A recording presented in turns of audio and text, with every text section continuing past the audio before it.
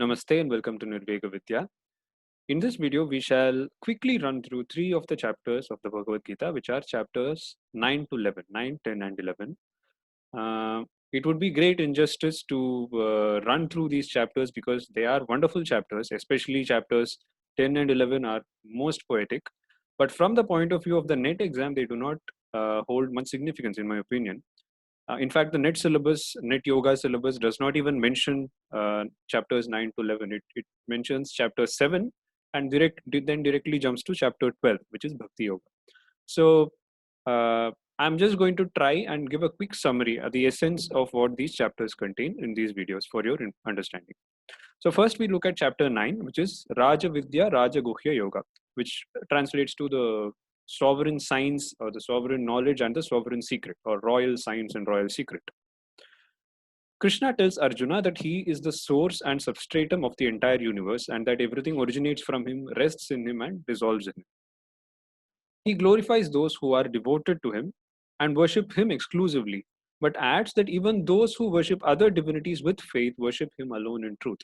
Now, I had mentioned in one of the previous videos when I was covering a chapter prior to this one, that when Krishna speaks of exclusive devotion, that we should not understand it the same way that exclusive devotion is spoken of in Abrahamic religions, wherein it says, you worship me as the only God and don't worship other gods. Here, when Krishna asks for exclusive devotion, the kind of devotion he is expecting is very different. It is in fact a devotion that springs out of knowledge, because Krishna very clearly says that the jnani, who is the one who is most dear to him, the knowledge that he possesses is the knowledge of the all-pervasiveness of God, of the Lord. He realizes that Vasudeva is everything.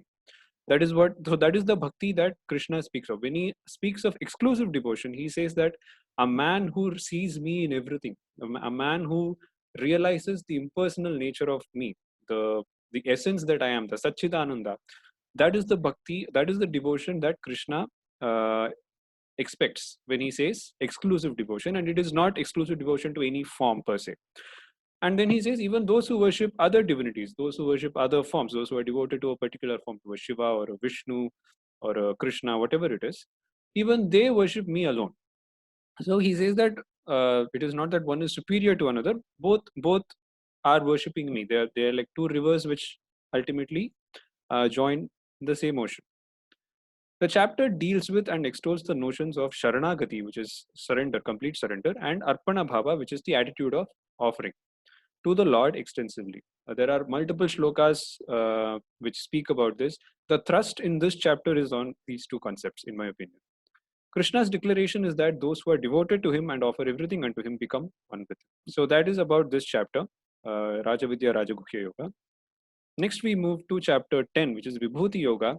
It's a beautiful chapter. It's very poetic, and it's almost blasphemous what I'm doing here, trying to present it in one slide. But anyways, Krishna in the 10th chapter reiterates that he is the source of creation and extols those who have this knowledge and surrender unto him, thus attaining liberation. Arjuna asks Krishna to elaborate on his powers, the Vibhutis, and their manifestation in creation. Krishna in response gives a long account of his manifest powers in creation, but adds that his account is not exhaustive. Now, I have crunched about 20 to 30 shlokas, I think, in this one sentence, because Krishna gives a huge list. He says, they're essentially punch dialogues. He says, among trees, I am the Ashwatha tree. Among fish, I am the shark. Among animals, I am the lion. Things like that. He goes on to say how his glory, how his Aishwaryam is manifested in creation. Among Munis, I am Kapila, I am Rishis, I am Bhrigu, and a lot of things. So there's a huge list that is given. And then he concludes by saying, whatever I've told you right now is not an exhaustive list. Nantosti mama divyanam vibhuti nam parantapa. There is no end to my vibhutis. There is no end to my powers. And whatever I've told you is only a small fraction of it. And then he concludes by saying that wherever there is a manifestation of power, glory, or energy, it is a part of the splendor of the Lord. So he says, Yajjad vibhuti matsatvam shrimadurjitam evava tatta devava gachatvam mama tejomsha sampam. It is an amsha of my tejas. Wherever you see a manifestation of power, glory, or energy, know that to be a manifestation that springs from me directly. So that is how the chapter concludes. So it largely deals with Krishna speaking about how his glory manifests in creation. And there is not much scope to, in my opinion, to ask MCQs from this chapter, but it is a very poetic chapter. I would recommend that you go read it. So that concludes a quick summary of chapter 10, which is Vibhuti Yoga. Next, we move to the most dramatic and the most exhilarating of chapters, obviously, Vishvarupa-Darshana Yoga, chapter 11. And again, this definitely is blasphemy, doing this, what I'm doing here. But again, there is not much scope for people to ask MCQs from this chapter. If it were a subjective exam, then this would be important. But in an objective test, I don't know what can be asked from this. Arjuna requests Krishna to let him see all his glory manifested. So in the previous chapter, we see Krishna telling him about his glory verbally, orally. Now Arjuna says that I believe whatever you say, Krishna. I understand what you're saying, but I would like to experience whatever you're saying. I would like to experience you in your complete glory. And Krishna obliges by revealing his cosmic form, the Vishvarupa. And Krishna says that the sight that Arjuna beheld is hard to attain. The Vishvarupa that Arjuna actually saw is extremely hard to attain. I've jumped from the beginning of the Vishvarupa to the end of the Vishvarupa. I have not covered anything in between. Even the gods crave it, and it is only by undivided devotion to him, to the supreme reality, that one beholds it. Krishna concludes the chapter by exhorting Arjuna to fight in the war, treating himself as an instrument to the fulfillment of the Lord's work. He says, whatever you think you're going to be accomplishing by engaging in this battle, I have already accomplished. You think that you're going to be killing all these people. They are already dead. I have already killed them. You are only going to be an instrument. Nimitta matram bhavasavya sachin. Be only an instrument. Be only an occasion for all this.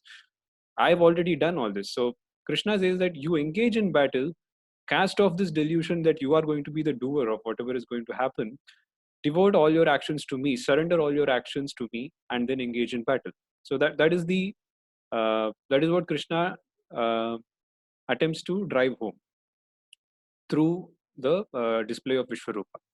Now, one interesting thing about this chapter is that firstly, we need to know that the Bhagavad-Gita is composed using two chandas. Now, chandas is a poetic meter, and the most commonly found sort of chandas is called the Anushtup chandas in the Bhagavad-Gita, which is each line has 8 syllables. For example, if you look at Sarvadharman Parityajya Mamekam Sharanam Praja, Sarvadharman Parityajya, 8.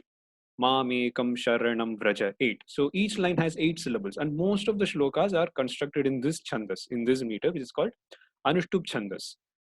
There are certain places in the Bhagavad Gita where another kind of chandas is used. The dramatic moments in the Bhagavad Gita are presented in this chandas, which is called Trishtup chandas. And that has 11 syllables per line. For example, when Krishna tries to explain in one of the initial chapters, tries to explain the nature of a person who has no desires. All his desires have been fulfilled. He says, Apuryamanam asala pratishtham samudram apaf pravishanti atvat. So that is not Anushtup chandas. If you look at it, it will have 11 syllables per line.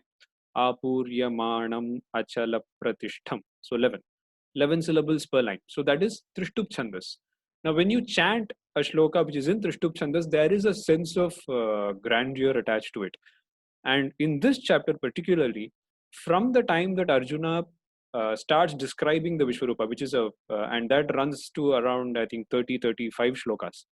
The entirety of it is constructed in Trishtup chandas. All the shlokas. Kiritinam gadinam chakrinancha tejo rashim sarvato diptimantam. This is Trishtup chandas. Aneka bahudara vaktra netram pashyami tvam sarvato nantarupam nantam na madhyam na punastavadim pashyami vishveshvara vishvarupa. This is Trishtup chandas. This is Arjuna's immediate description of the Vishvarupa. And we find that almost the entire chapter is constructed in Trishtup chandas, which again goes to show the dramatic nature of this chapter. Of course, it doesn't get more dramatic than the Vishvarupa-Darshana. So that is an interesting fact. The Bhagavad Gita in entirety is made up of these two chandas. And though largely one finds Anushtup Chandas in most places. This chapter in particular employs Trishtup Chandas largely because of its dramatic and grand nature. So that again is a quick summary, a blasphemously quick summary of chapters 9 to 11. As I mentioned, they are not very important in my opinion when it comes to the NET exam, but nevertheless, it is good to know what they contain. And chapters 10 and 11 in particular, I would suggest that you read the original Sanskrit and the original translations to actually appreciate the poetic beauty of them. So with that, we come to the end of this video. If you liked the video and you found it useful, do share it with whoever you think will find it useful, and also subscribe to our channel. Thank you.